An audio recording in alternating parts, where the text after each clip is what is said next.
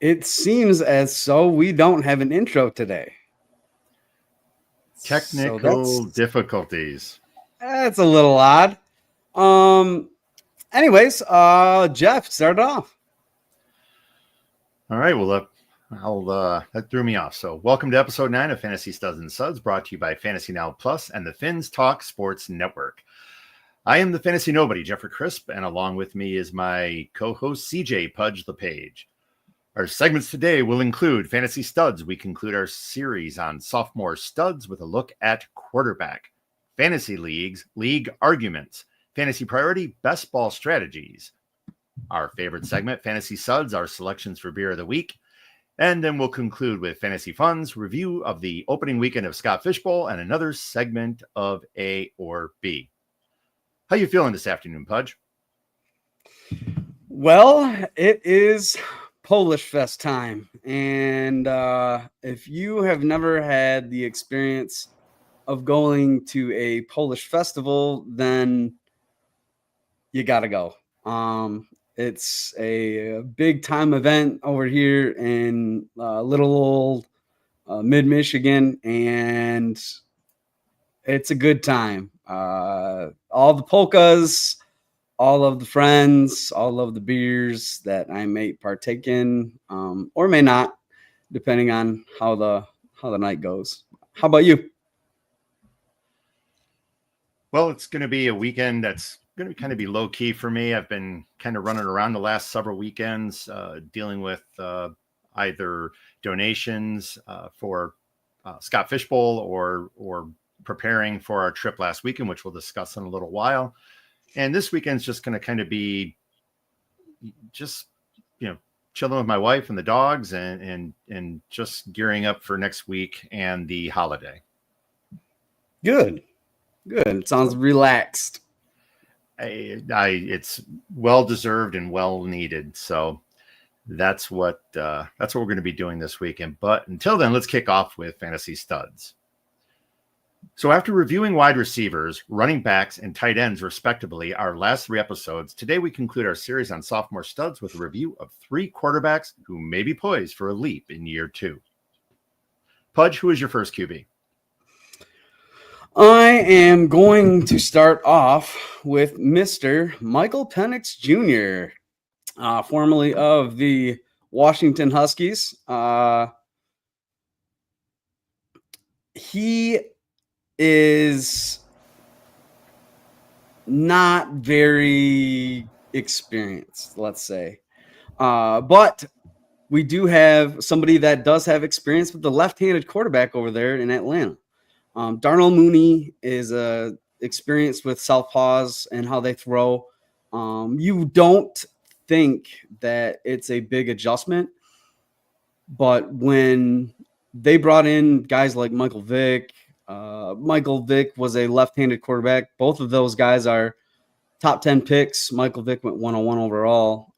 But back to Mr. Michael Penix, those guys are both left-handed quarterbacks, and they have a slight learning curve for their wide receivers. Now, last year, Michael Penix Jr. started 3 games replacing Kirk Cousins in a lost year. He does have a pretty darn good cast. He's got Bijan Robinson, Drake London, Kyle Pitts put up 1,000 yards his rookie season, and the aforementioned Darnell Mooney, who has experience with left-handed quarterbacks. We also have Matt Ryan, who's been mentoring him. As eerily as it sounds, they have the same type of pocket presence, which is really good. And then you have Zach Robinson, the pass game coordinator for the LA Rams. He came over, and he was partially responsible for the resurgence of Stafford, who passed for the second most yards in a postseason, and that was in 2021. That was 1,188 yards just in a postseason. He was the wide receivers coach for Nakua, and he led Cooper Kupp to the Triple Crown. He also brought Baker back up to relevance, and then Baker went over to Tampa Bay, also won a Super Bowl in 2021. So there's a lot to like about Michael Penix Jr. coming up this year. Well, I find it interesting. There's a lot of negative, I don't want to say negative perspectives, but there's not a lot of positivity surrounding Penix that I have been hearing recently. And, he's way down on draft boards, especially for fantasy. If I recall, week 18 last year at the end, I think he had a solid performance. I mean, again, 3 games is not a lot to go on. And it's going to be small sample size. Is really, very small. And so this year, obviously, we'll see what he does. But I thought he ended the season very strong. And with that cast, as you mentioned, I don't know how you do not perform unless you're just a bust. And so I have a lot more. I have a lot more riding on Penix. I have him in a lot of my leagues, and so I'm really looking forward to him performing well.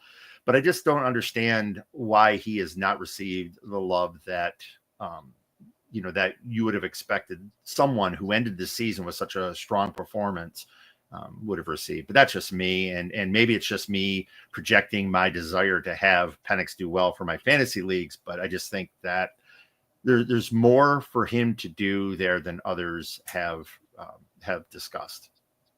You did take him in Scott Fish, correct? Yeah, actually I did. He is my QB2 in that league, and we'll talk about that a little bit as well. Yeah, we got a comment over here from Jamie. Penix, he did have a large target share with 35%, which that's exactly what you're looking for in a wide receiver. It's wheels up, like you said, for Drake London, I believe, even with that small sample size. And then you want me to go on to my next guy over here, JJ McCarthy? Well, really, I agree that London has a significant opportunity here, especially given how poorly Cousins performed most of the year. I'm also really hoping this is the final shot for Pitts. I mean, this is it. You either put up or shut up, and it's time. And I'm really hoping Penix can find a way to get him involved and get him moving. Well, there's no more motivation than money, and they did not exercise his 5th-year option, so this is a contract year for him. Agreed. All right, let's go to the next. I got JJ McCarthy over here. He didn't play last year, so this is a mulligan year for him. August 14th last year, he underwent a full meniscus repair. He should be ready to go. Lindsey Young of the Minnesota Vikings page, their main page, quoted Kevin Connell. He said, and this is very telling, they have the franchise QB in their locker room, and he will be ready. So if Kevin O'Connell is that motivated to say JJ McCarthy is the future of the Minnesota Vikings, I believe it. O'Connell took Nick Mullins, Nick Mullins. I said it right. He had 5 games in 3 starts, and he had 1,380 yards. That's the same Nick Mullins that was predecessor by Joshua Dobbs after he went down, who also played 5 games, but he had 4 starts and he had 1,122 yards. So after Kirk went down, they also had Justin Jefferson go out and Hawkinson go out and both of those respectively played 10 and 11 games. Now, if you can get Nick Mullins and Josh Dobbs to produce 1,000 yards in 5 games apiece, you have to be able to do something with JJ McCarthy. And then last year, as we know, Sam Darnold, he was a reclamation project. He had over 4,500 yards, and his supporting cast was all there. It was JJ, Addison, Hawkinson, and Aaron Jones. Now they've added Jordan Mason to do some probably first and second down work. And I think that is going to be huge because in 2023, they didn't have anybody besides Alexander Madison and Ty Chandler over there in the backfield. And Aaron Jones and Jordan Mason are a huge upgrade there. So I think JJ McCarthy is going to be pretty solid this year. Yeah, and I think there's a lot of upside with McCarthy. Again, I'm a little gun shy. The injury kind of worries me, and I think that we don't have anything to go on, unlike Penix, where at least we had a 3-game sample to see. So I do agree with Jamie in the comments. There is a possibility for McCarthy to be a top 10 quarterback with those weapons. You got JJ, Addison, Hawkinson, and the aforementioned running back core. I mean, I absolutely hate this term, but the sky's the limit for JJ McCarthy. And I think that it's very cliche. It is very cliche. And so I agree with Jamie on his comment that he has that potential to be top 10 if all goes well. I just want to say afternoon, Craig. Good on you for watching the show. And then I've got my third quarterback, which is near and dear to my heart. He played right here in the great state of Michigan. Bazooka Joe Milton, acquired from the Patriots this offseason. He has a lot of raw talent and tremendous upside. Unlike Michael Penix, he's got a lot more running mobility. Dak has had trouble staying on the field. 2024, he missed 9 games with a hamstring tear. He played all 2023 games. 2022, fractured thumb, missed 5 games. Calf strain in 2021, missed a game. And then he had a compound fracture in his ankle, and he dislocated it. And he missed 11 games then. So I think that if Dak Prescott goes down, Joe Milton could take that job, and with his contract being so low, he could take over that job, and not too much different than Drew Brees and Tom Brady. I'm not saying he's Tom Brady, but he could get hurt. They could go far with that cast, and it could be awesome. They upgraded the line in the draft. In 2024, they played, the New England Patriots, they played Buffalo in their last game, right? He had that 85-yard bomb that everybody's still talking about. And in that game, he had over 76% completion. So he can get the job done, albeit a beat up secondary for the Buffalo Bills because they didn't have their starters in. But also a fun stat for him is he's Anquan Bolden's cousin, and Anquan Bolden's the tough dude. And if Bazooka Joe is just as tough, he could produce in a time where Dak Prescott goes down.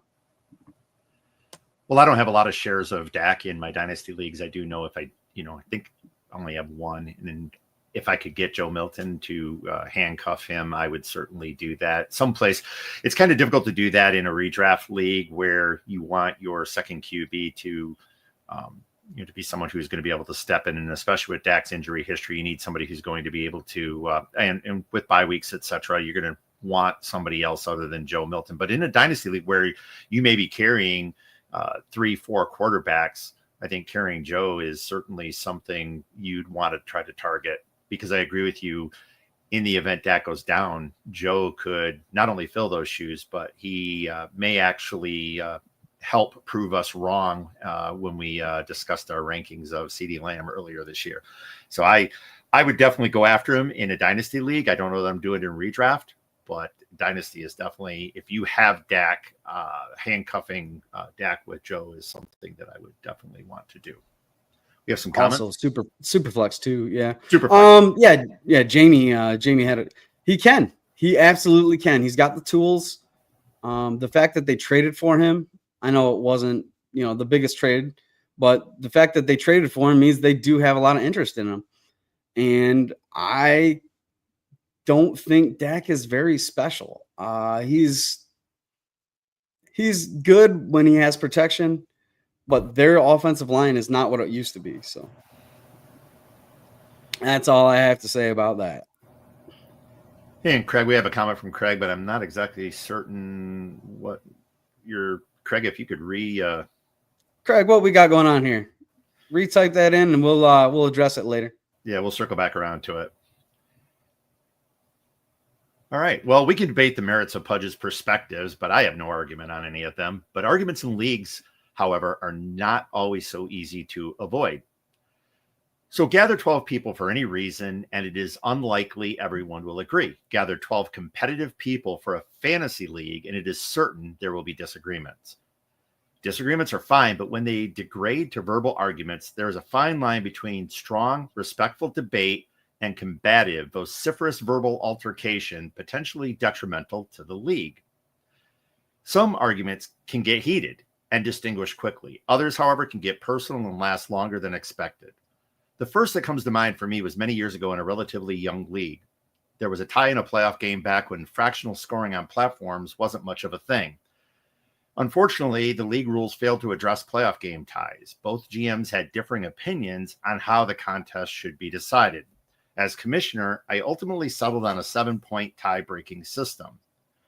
Now, the GM on the short end of this process, who was a friend, was furious over the outcome and chastised me, and was prepared to rage quit. While the prospect of him leaving the league was bad, the dialogue and accusations that transpired came precariously close to ending a friendship. Fortunately, that didn't happen, and I'm happy we remained friends until his passing. Pudge, you remember this one, right? Oh, yeah. Two of my closest friends at the time, they almost came to blows, but everything passed, and it was ugly for a while. Yeah, and again, it was something where the rules didn't provide for a tiebreaker. We had tiebreakers in standings. We had tiebreakers for or what we would do in the case of a regular season contest. Those were just simply ties, but we didn't address tiebreakers in playoffs. And I had to do something. And as will happen with any commissioner, once a commissioner has to make a decision, somebody's going to be unhappy. But it's really, I can understand someone being unhappy, but how far you take it is really something that is problematic. What is a league argument that you recall? Well, we're going to talk about it a little bit later, but in the auction league that we had going for a few years, I think it's one of the only leagues of yours that's ever actually folded, just because we lost interest in auction. But we'll reference it a little bit later, and I'll elaborate on it. Yeah, that league was the first time that I had commissioned an auction league. The individuals that were involved were more casual players, and I think the interest in the league just faded quickly. I think if we had some of the GMs we have now involved in some of our leagues in an auction league, I think it would be a different story. But right now, I'm good with the number of leagues I'm doing, and we'll just leave it at that. A more recent argument involved that I remember involved the championship game in 2022. And this has everything to do with the Hamlin game. Now, in other leagues, in most of all my leagues, the GMs in the title game compromised and agreed to a solution. In a couple of those leagues, they even shared the championship. You were involved in one of those shared championships.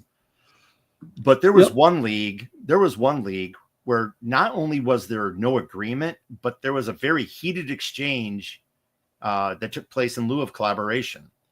All of it centered on Jamar Chase's stats. And not only were the comments that were DM'd to me very intense, between the two of them, the dialogue was, shall we say, terse. I ultimately had to render a decision, and one was happy, the other one was not. While the vitriol that was spewed toward me was palatable, nonetheless, the impact of this argument left a lasting tension between not only those two GMs, but even myself, because my decision-making was questioned.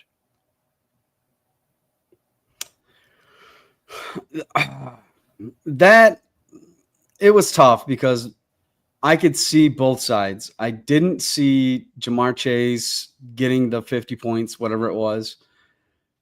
And I saw that path to victory, but I also saw the opposing GM's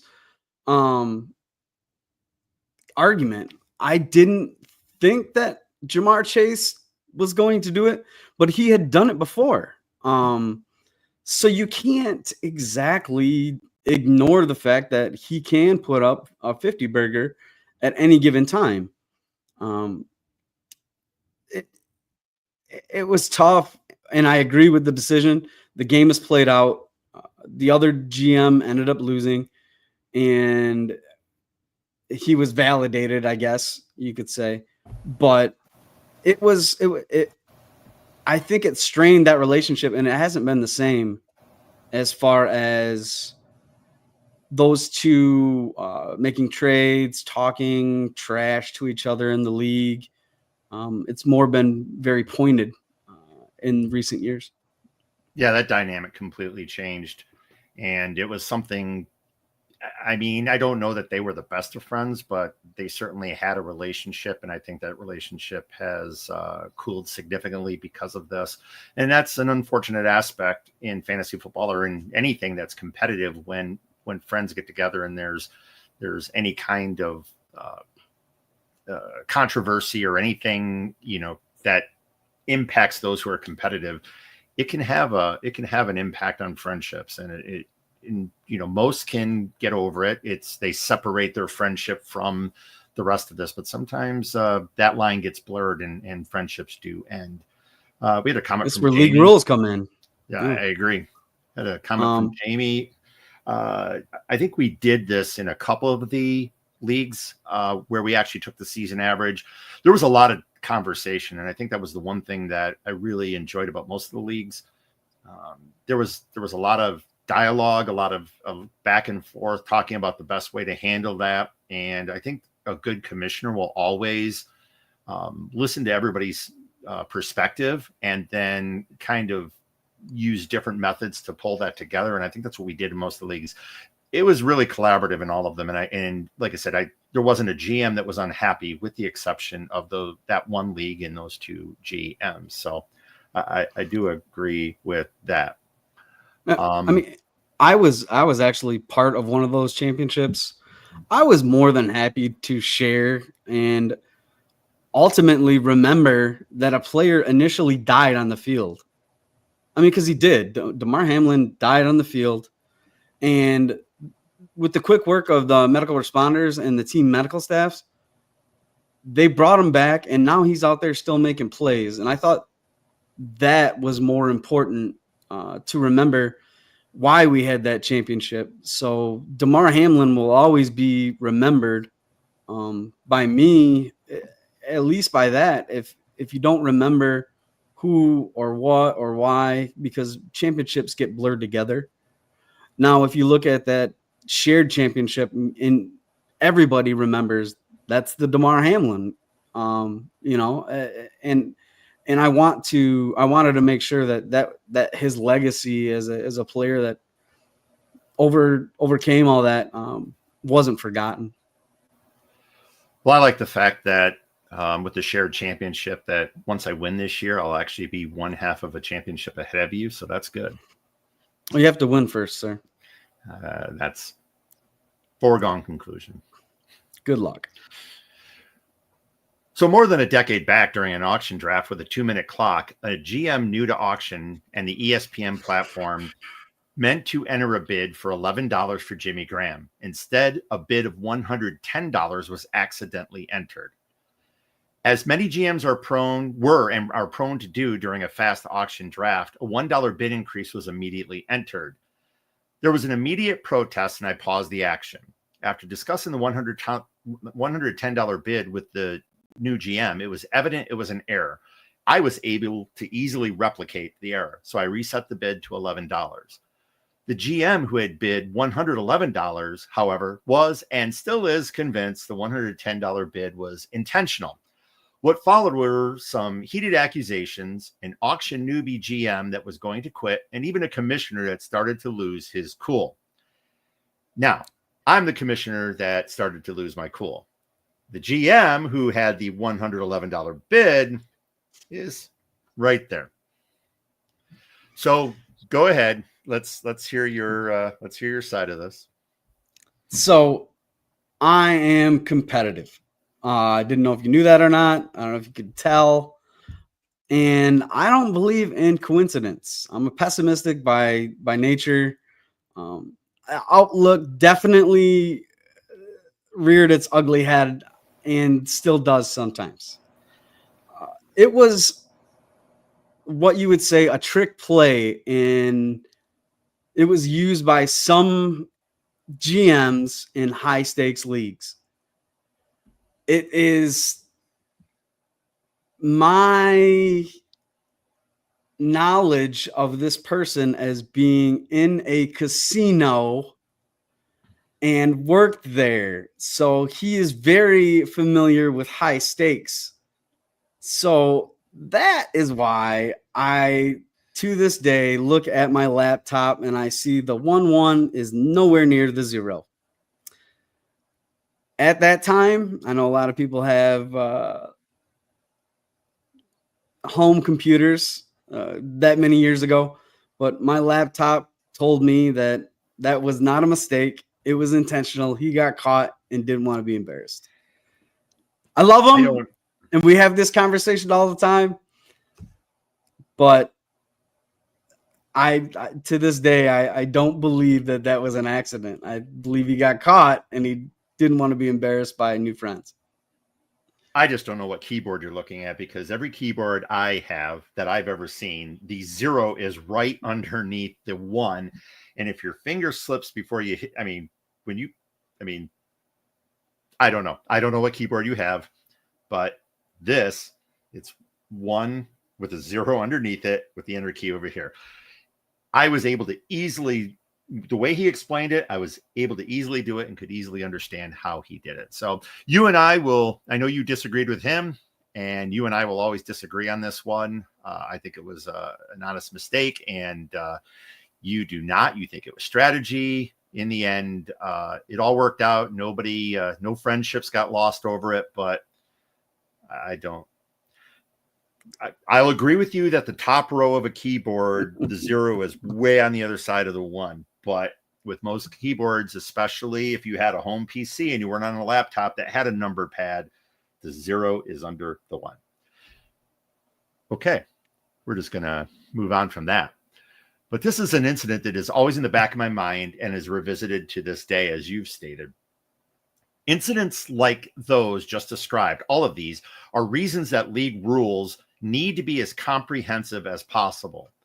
Now, given that the league bylaws cannot possibly cover every contingency, the league must not only empower the commissioner to make final determinations in the best interest of the league, but must respect and abide by those decisions. You don't have to agree with them, but you have to abide by them and avoid the confrontations that we've seen in some of our other leagues. It's just something that you can't expect to have everything in your rules. You're not going to have an Oxford Dictionary size rule book, but that's where you have to have rules that empower the commissioner. You have to give him or her the full faith to run your league appropriately and then abide by those decisions. Now, rules and commissioner empowerment may not avoid every argument, but it is amazing how pointing to league rules agreed upon by all GMs will de-escalate most situations. And that has been my experience.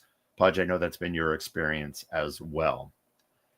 Now, solid league rules offer the best outcomes for dispute resolution. What strategies offer the best outcomes for best ball leagues? Now, best ball is either a loved or hated format for fantasy football enthusiasts. Traditionalists and those who value the art of navigating roster management and lineup decisions throughout the season to showcase their expertise are not proponents of best ball. Those with whom I have spoken are adamant the draft is only one and perhaps the easiest component of fantasy football. They will contend the unknowledgeable, unskilled, and unprepared are able to champion a fantasy football draft only to have their deficiencies magnified during the season. Now, factions of those who find best ball inferior may still appreciate the format and are willing to participate in best ball for myriad reasons. There is, however, an entire segment of the fantasy football populace that embraces the set it and forget it mentality of the format.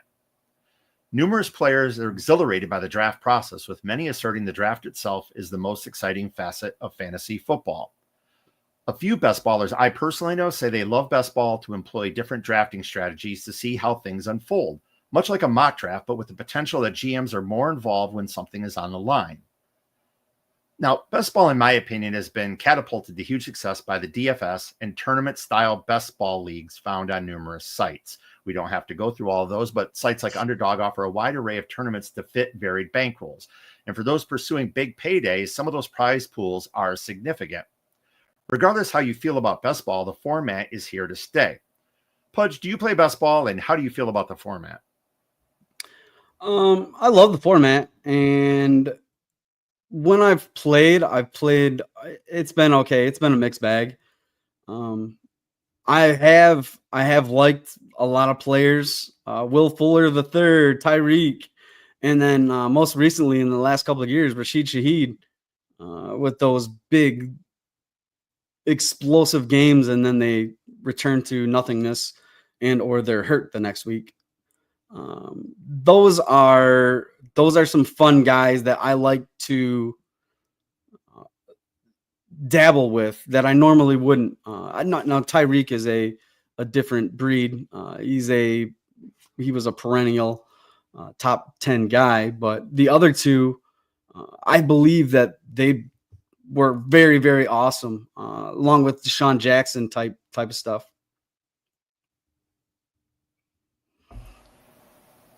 So for me, best ball, when it first really started, being introduced, I was an opponent. I didn't like it.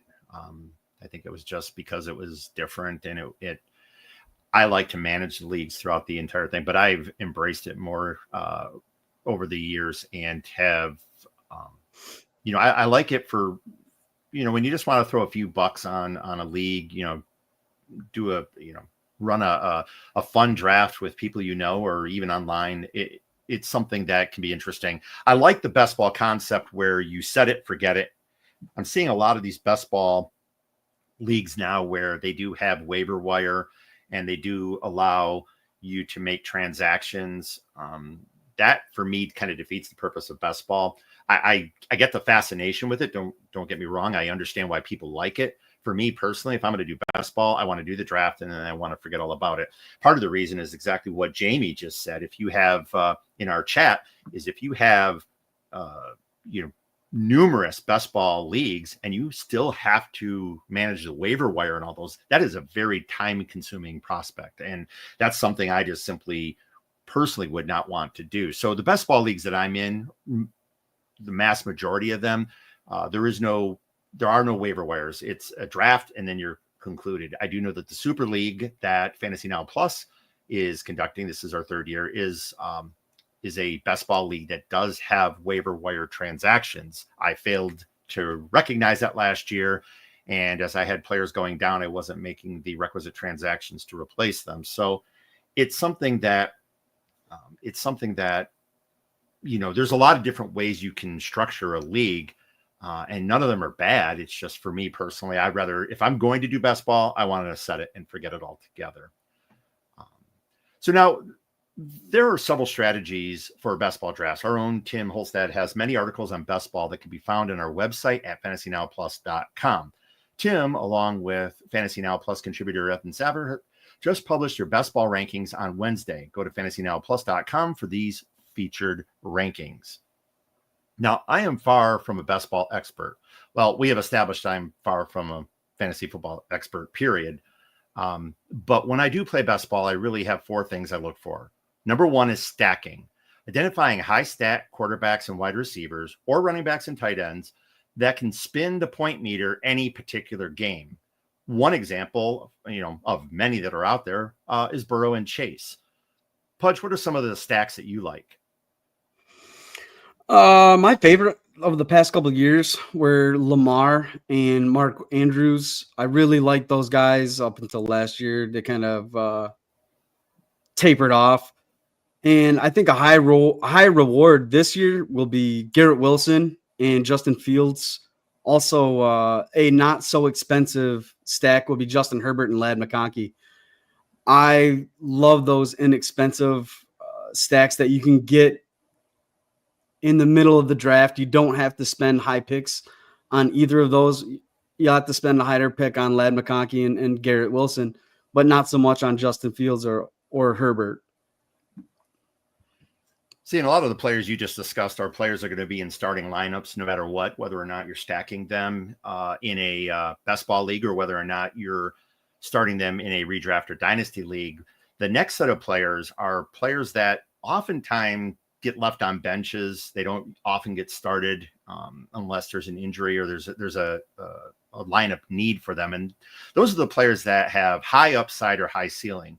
These are players who may be too volatile for your lineups in roster management leagues, but whose game-to-game home run potential is gold, is pure gold in best ball. Now, these guys will frustrate you in traditional leagues, and that's why they remain on benches, or they may remain on waiver wires, but they are adored in best ball. You have some examples there? I love aforementioned Deshaun Jackson. But he was always hurt. Will Fuller, the same thing. Those guys, they're just so boom or bust. Other than that, I don't have much more experience on that kind of stuff. Well, if you flash up Jamie's comment, I agree with him completely. Those are two players that they really are very volatile. You may get nothing out of them, but when they hit that home run, it's exceptional in best ball. You're not going to have them. You may not have them in your starting lineup. You may in traditional roster management leagues. And then when they sit on your bench and they go off, then, you get frustrated that they were left sitting there. And it's kind of like poker when you play a hand properly, but you just folded 6 deuce. You muck that, and then the board comes 6 deuce deuce, and you're enraged that you didn't play that hand. Well, you should never have been playing that hand anyway. And so you did the right thing. You just happened to hit it that one time. Same thing with some of these players in fantasy football. When you have them in your lineup, you have them on your bench and then they go off. You sometimes question why you didn't have them in your lineup, but it was the right move to make all along. If they were supposed to be on your bench because they're that volatile, then you made the right move. In best ball, you don't have to worry about that. The player goes off, he is in your lineup for that week. So that is a huge advantage with best ball, and those players that have high upside, high ceiling, but are otherwise way too volatile. So thank you, Jamie. I think that's a good one. Yeah, Jaden Reed too, Jamie. And we will get to your question, Craig, up there about Bo Nix in his second year. I didn't include him in those guys because he had that breakout season. It was more for guys you're looking to acquire. But I'll talk about Bo Nix right after we get done with our studs. Yep. So another thing to look for is injury history. It is impossible to project injuries, but players with recent and or consistent injury histories may be selections to avoid, even in a best ball league. I have lived the best ball nightmare of drafting way too many players with higher injury risk. And then I have nobody who's I have very few players that can actually be used in best ball. Now that's a different story. And that's another advantage of having a best ball league with waivers. If you start having these players get injured, then you can pick somebody else up to replace them. In the ones I play, in the ones where I've drafted players with high injury risk, that wasn't an option. And then at that point, my season was over and it was something I didn't care about any longer.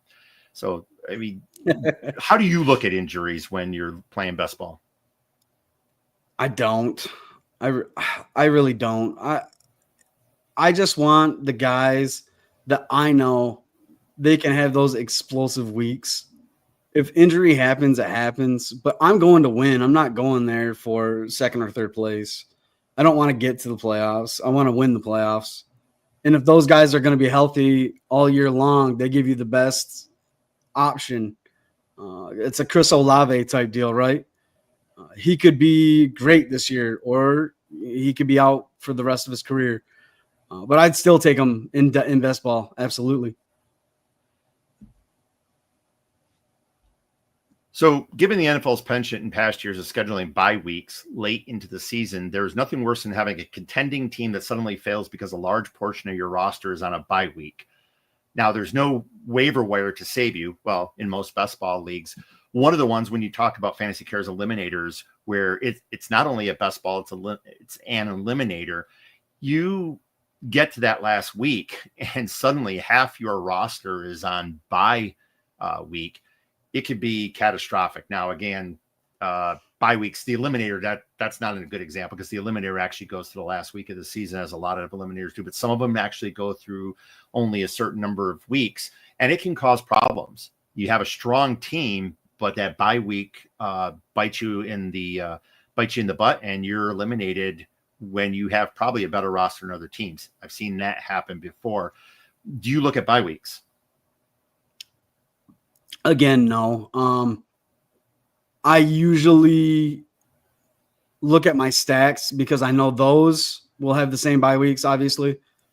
But other than that, if I have a week that I just have to sacrifice and take one for the team to have the best team possible the rest of the weeks, I'm okay with it. Okay. Jamie, agree. Like I said, that's one of the biggest things, looking for ceiling, whether volatile or not. If you have those who are going to hit home runs week to week, those are the players to get. And if you hit them all at the same time, that's great. But I try to avoid volatile players in roster management leagues. I look for stability, but in this particular case, I agree. Yes, exactly. That's the point I was trying to make. If you, again, I don't look, it's weird because in roster management leagues, I don't really look at bye weeks that often. One, if I'm of the frame of mind, even if I have most of my roster on bye and you have a league that allows you to start bye week players, whether declared or not, then I'll take that loss. I'll take the hit that week and I'll move on, knowing that, my team is going to be strong in all the other weeks. Or if I have to, I can make the necessary waiver wire adjustments or transactions to make adjustments to my roster. In best ball, especially in an eliminator, you don't have that option. So I completely agree with you, Cat for Life. Yeah. Right. And there are some where you can't trade. Cat for Life. Got another one here. You do have to be ahead of the game.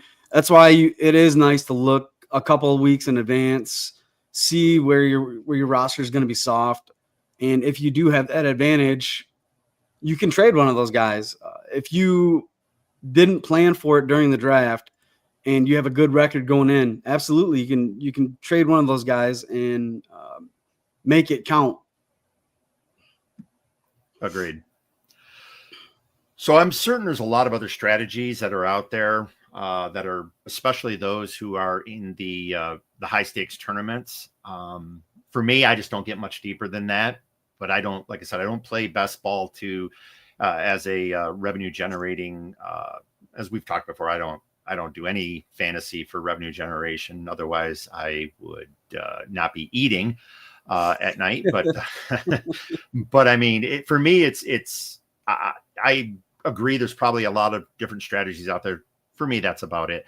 Are you looking for a best ball league that also benefits charity? Register for Fantasy Now Plus's Super League 3 at fantasynowplus.com. At the top, select Super League, get registered. I think Justin and our team are looking to take registrations through July 12. I may have that date wrong, so don't hesitate. Go out there right now and get into the Fantasy Now Plus's Super League 3. Divisions are continuing to form.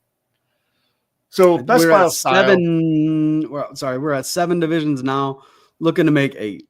So that's where we stand. I thought we were at 8, but maybe I'll believe you over myself. So, but get over there right now, fantasynowplus.com, Super League, register today. So the best ball style may be a love-hate relationship for fantasy football enthusiasts. For Pudge and I, the best style is any style of suds. Absolutely. Now, we love our beer, but we drink responsibly. And if you are out Always have a plan for safety before you drink. Pudge, what beer am I not going to like that you are enjoying today? Well, it's 6.5% alcohol. It is a hard cider. And it is a microbrew beer from Blake's. It is Watermelon Heat Wave. It's watermelon and chili. And I really like their mango habanero El Chavo. So I got to try this, right? And this is another hard cider from Blake's. Yes, sir. I don't know how this is going to go. This is watermelon and chili. That does not sound appetizing whatsoever. It's not. Okay. Oh, I wish it was a natter day. Well, for me, I'm going a little darker. You know, I love my stouts. Now, this one is from a brewery that is, they're well distributed across the country. I don't know which states they do and do not distribute, but this is from Boulevard Brewing out of Kansas City, Missouri. This is an espresso martini stout. And my green screen is wreaking havoc with that bottle.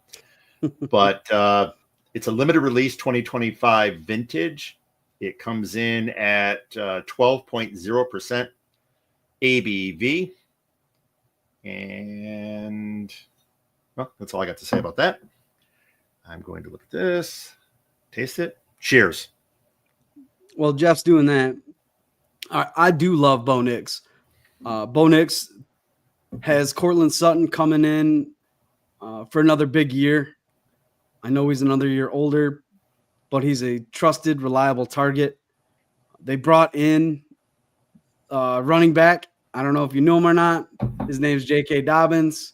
He crushed every R.J. Harvey Truthers draft boards lately. For those guys, I don't think it's going to matter much, but I do think it is going to matter for Bo Nix. With his offensive-minded coach and Sean Payton, he's primed for a huge year, and he has that rushing floor that you're always looking for with a quarterback in the mid to late rounds. So I do love Bo Nix. Thanks for that question. I do think Mims will step it up a little bit. He's a gadget player, but with the addition of Evan Ingram out there, it'll free him up a little bit. Evan Ingram will take those intermediate routes, and Mims might be able to get loose a little bit longer for a couple more explosive games for best ball. I think it's really funny how Nix has been ignored when we're talking about scrambling or running quarterbacks, how nobody, I shouldn't say nobody, in conversations I have, Nix seems to be ignored in that category. And I think he proved last year that he can scramble. He can do the design run plays. He picks up those first downs.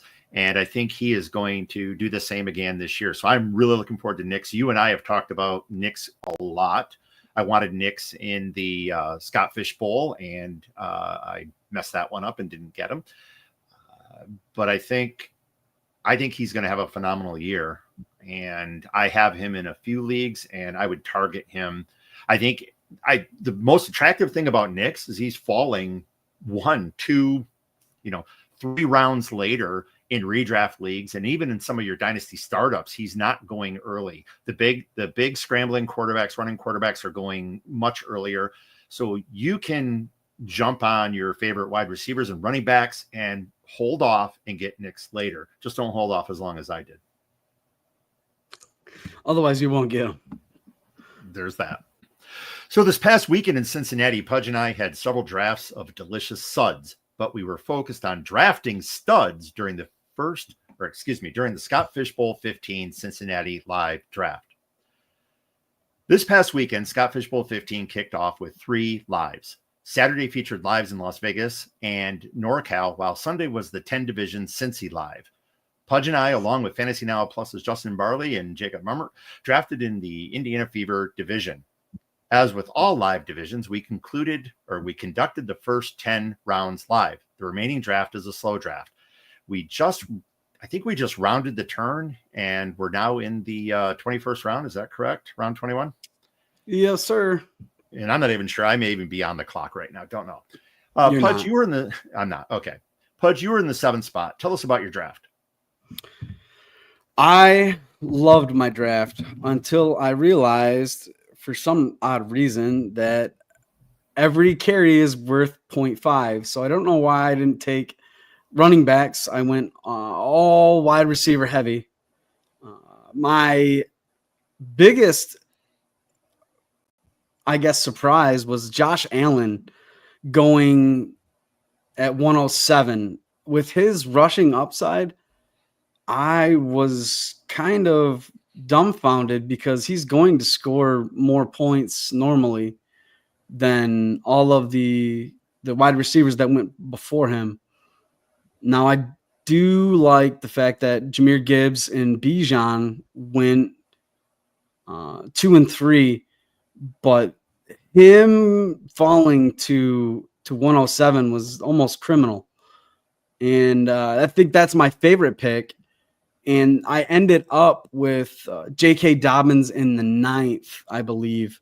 And that was another solid steal for me. I believe in J.K. I don't know if he's going to be a workhorse, but that might be good for him.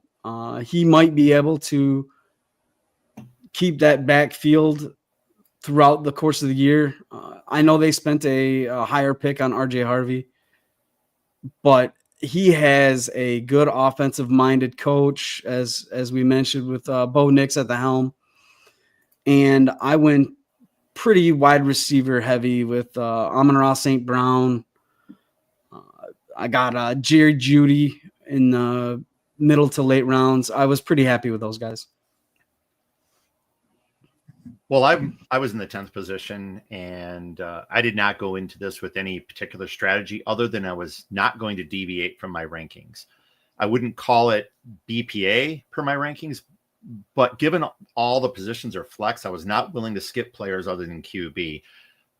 And so it was really amazing how running backs really filled a lot of those top positions once you extrapolated projected stats with the scoring system, at least from my rankings. And I kind of went along that same line where I think, 1, 2, 5 of my first 6 picks were running backs. What was most interesting was Saquon Barkley falling to me at 10. This is just going to prove right away what we said last week, is that mocks mean nothing, because this wasn't even close to a single mock that I ran for Scott Fishbowl. I think one of the surprises I saw, it was weird because the 4 divisions that we had, or 5 divisions that we had in our section of the Foaling Warehouse in Cincinnati, Jamar Chase was the number 1 pick in all of them. And I don't think that was any surprise whatsoever. I think the first surprise for me was seeing Jaden Daniels go 4. I thought he would slide a little bit. And actually, I was kind of hoping he would slide to me. But Jaden Daniels went 4. Josh Allen going to you at 7. Him sliding, I would have thought Allen would have went before Daniels. But, that was kind of just the way that, like you said, that's kind of the way that rolled. I know that there were a couple different players. I'm not going to name out names. One of them, we had 6 wide receivers in the first 6 rounds. Interesting strategy. It was weird because a lot of players, I think, a lot of the drafters, they came in and they had a position in mind. And I think whether it was just the way that it fell, or if they were really targeting those positions, it was quite clear. You had those who were going running back heavy the way that I did. You had others that were going wide receiver. And then you had others, our own Justin Barley, who just thought he was going to get every tight end he possibly could. I think he's got, just looking at this, he's got a lot. 6. He's got 8 tight ends in the first 20 rounds. So, Yeah. in fact, I think he even chastised everybody in the league chat for drafting tight ends and taking them away from him. Well, I think eight's a pretty good number if that's the position that you wanted. But I think for me, Saquon Barkley falling to 10 was a shock. I liked getting Aaron Jones in the 6th round. I was able to get, I kind of waited on I did wait on quarterback, saw some of the big names, but Caleb Williams was still sitting there in the 7th round, and I finally pulled the trigger on him then. And me as a Lions fan, I'm not a big Bears fan, but this is fantasy, not NFL fandom. And I truly think that the Bears are going to be much better offensively, and I think Caleb Williams is going to be part of that. And whether or not you believe in Ben Johnson or you don't believe in Ben Johnson, I just think that Caleb is going to have a much better season than what we saw. And I think he's, I like getting him in the 7th round there. Then we got into the deeper rounds. I think I also followed up with Penix and then Geno Smith in a 1 QB, or excuse me, in a 2 QB league, 2 super flex positions. 3 quarterbacks may be a lot. So I decided to go for 4 and really make it insane by taking Shuck in round 19. And that's only because in these later rounds, there's a lot of garbage, but that's kind of where I stood there. I'm kind of happy. High upside, right? Yeah, that's what I'm looking for. And if I get one of these guys going down or benched, then, then I have him there. But that's kind of where I'm at with that. Let's see. We got some comments here. Let's see. I did the Jamie. I did live going for 2. Were you in Cincy or were you? I didn't get the chance to see the podcast. So were you in Cincy or were you? If you were in Cincy, I didn't get a chance to say hello. I apologize, but I'll have to go back and watch that podcast. I know Justin was on there for a spell, so I'll have to take a look at that. Let's see. Did you get any of that food? That one dude. It's interesting that you say that. I was not feeling well during the draft. Now, part of that may have been because of the delicious suds that I enjoyed the day before, starting at about noon. And, Uber and Lyft can be bad things when, because when you don't have to worry about driving, you tend to drink a little bit. But I wasn't feeling so well. So I shied away from the food, but instead got this Jamar Chase jersey. Here you go, Justin. How do you like that one? I was looking for that. I wanted that, and I got it. So, so I didn't get a chance to have the food. I know, Pudge, you had some of the food there, and that was a unique thing, having the homemade food and the grilled food, and that was a pretty exceptional concept that John Bosch et al. Put together. How did you feel about the food? The food was really good. I had the nachos. I had a bunch of the side dishes and stuff like that. The ribs were really good. The wings were super spicy. I like that. They had a whole thing that John made as far as cookies and stuff like that. They were really good. I didn't know John could cook like that, but kudos to Mr. Bosch. John makes an incredible dip. I don't remember I just know it's good. I don't even know what it is. He's got this dip that is incredible. It's probably one of the best dips I've ever had. And I know he had it there and I know he ran out, but like I said, I wasn't feeling well. Didn't want to risk it when I wanted to sit there and make sure that I was winning my Jamar Chase jersey and drafting my running back. So, but thank you, Jamie, for that. And, but anyway, this weekend, 10 Lives will conduct their drafts, beginning with the Atlanta, Buffalo, Barcelona, and Monterey drafts on Saturday, followed by Chicago, Cleveland, Dallas, Fayetteville, Madison, and Phoenix, all on Sunday. Another exciting weekend of Scott Fish Bowl live drafts will be kicking off tomorrow. So speaking of exciting, Pudge, are you excited by this week's installment of A or B? We'll see. To be continued. We will see. I mean, maybe not, but I hope so. Well, I've yet to get to the provocative or controversial ones that one day will get me in trouble. But for now, we'll just go with what I have. And so, hey, it's time now for A or B. I'll present two options, and Pudge and I will decide for each of us which option we'd prefer. So let's get started. The first one, A, keep your Scott Fishbowl roster, or B, start over from any other draft position. And if so, which one? I will keep my roster. I really like my roster. I like where a lot of the guys landed with the third round reversal. Being at pick 7 gave me the luxury of not fishing for players so much or reaching for players because you have to wait 24 picks to the turn. So I like my draft there. Yeah, I don't think I'm switching either. I drafted from the 10 position last year, and that was a debacle. I was out of it by week 4 or 5. I don't know when. I like the fact that with the 0.5 points per attempt, I like the stable of running backs that I have. So I don't think I'd want to move off this. Could I have made some better picks? Maybe, but overall, I like my roster, so I'll stick with it. Okay. In best ball format, would you rather have A, Zay Flowers and Chris Olave, or B, Calvin Ridley and Jerry Jeudy? Oof. I'm going to go with Calvin Ridley and Jerry Jeudy. Calvin Ridley has this stigma, but he's really, really good. I know he's older, and he had some off the field issues going over in Atlanta. But Jerry Jeudy last year bust on the scene, and he did what everybody thought he was going to do over in Denver.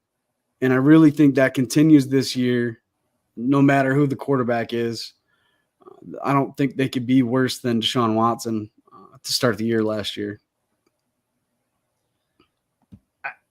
I think originally when I put this question together, I was going to go A, Zay Flowers and Chris Olave, but I'm going to go Calvin Ridley and Jerry Jeudy just like you, because I think there's so much upside. And again, in best ball format, you're going to have down games for Ridley, you're going to have down games for Jeudy, but I think overall they present the highest ceiling. Chris Olave is just too much of a question mark. We don't know what's going to happen when he comes back this year.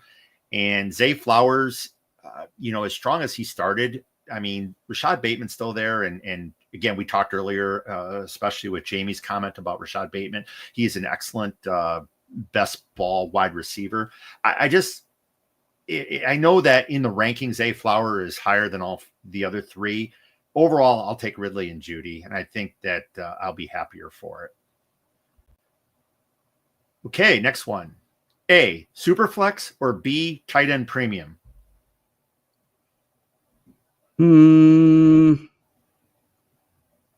Superflex. I wasn't keen on Superflex to start, but I like it now.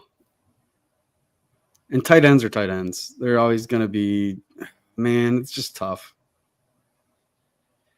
Before I answer that, I do want to quid pro quo said Olave Zay for him, better matchups for the year. I didn't look that deep in the matchup, so you may be absolutely correct on that one. In best ball, I tend, like I said, we talked earlier about the fact that I tend to only look at a few different things. I don't go that deep into it. So Olave and Zay may have the better schedules. For me, I think it really comes down to again, going back on that, Olave just, he worries me at this point. I need to see something from him before I'm ready to pull the trigger on that. For me on this third, A or B, the Superflex or tight end premium, I was like you, very much opposed to Superflex, predominantly because you'd have GMs who would just hoard the quarterbacks. And, when you have 32 starters and you're in a 12 team, it gets even worse if you're in a 14 team. It becomes difficult to have backups. And then if you have to hit the waiver wire, it really you don't really have many options, but you do get the opportunity to play other players. I guess a lot of it really had to do, for me, it had to do with the scoring. If it was a really heavy quarterback scoring league, or with, as far as scoring rules, then it would really bother me. Some of the super flex leagues that are out there that have, more traditional 4 points per touchdown, the point 0.4 per yard on those are ones where I'm not as opposed to a super flex, because I can then put somebody else in the flex position who may be able to pull the points. But I'm going to say tight end premium. I really like the tight end premium leagues. Never played them much. I really like the fact that it allows, especially if the tight end premium is for receptions or first downs, I think that helps elevate some tight ends that wouldn't otherwise be competitive against other positions. And again, one thing you do for one tight end is going to help the other tight ends. But I think there are ways that you can change the scoring for tight end premium and make it so that some of these lesser tight ends now have a value on your roster and in your starting lineup. So I'm going to go tight end premium on that one. We differ once. And it's not often you and I differ, but we differ when it comes to beer. That one we'll never agree on, but that's because you're you.